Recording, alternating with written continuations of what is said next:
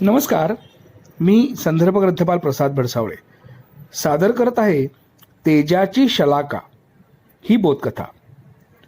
स्वातंत्र्य लढ्यात उतरण्यासाठी हट्ट करणाऱ्या छोट्या इंदूची इच्छा तिचे वडीलही पूर्ण करायचे। ते इंग्रजांविरोधी गुपितांची देवाणघेवाण अनेकदा तिच्या मार्फत करीत। इंदू ही आपल्या दप्तरातून ही माहिती अत्यंत गुप्तपणे अन्य नेत्यांपर्यंत पोहोचवी।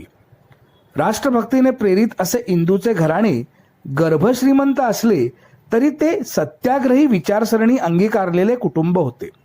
त्यामुळे इंदूलाही बालवयातच राष्ट्रप्रेमाचे बाळकडू मिळाले।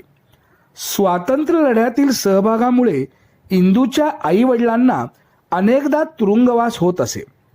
एकटेपणात ती त्यांच्याशी पत्रव्यवहार करे। वडील तिला सांगत, आमच्या बंदिवासामुळे तुला येणारे एकटेपण जर सहन करू शकत नाहीस तर तू मोठा नेता कशी काय बनणार? नेता खूप सहनशील, संयमी हवा। वडिलांचे हे विचार नकळत ती स्वतःमध्ये रुजवत होती। एकाकीपणात आपण स्वतःशी अधिक चांगला संवाद साधू शकतो हे तिला लहान वयातच समजले। वडिलांची पत्रे तिची संस्कार शिदोरी बनली।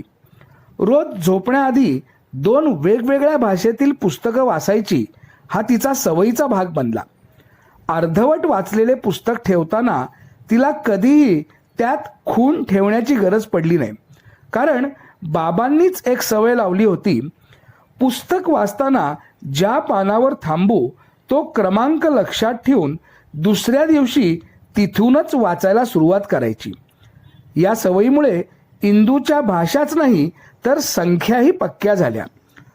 पुढे राजकारणात पडल्यावर इंदूला या सवयींमुळे कार्यकर्ते, नेते अनेक वर्षांनी भेटूनही लक्षात राहत।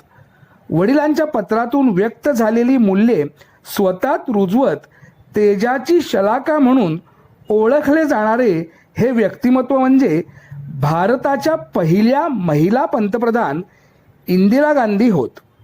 आणि त्यांचे वडील म्हणजे मुलांचे लाडके चाचा नेहरू, अर्थात स्वतंत्र भारताचे पहिले पंतप्रधान पंडित जवाहरलाल नेहरू। धन्यवाद।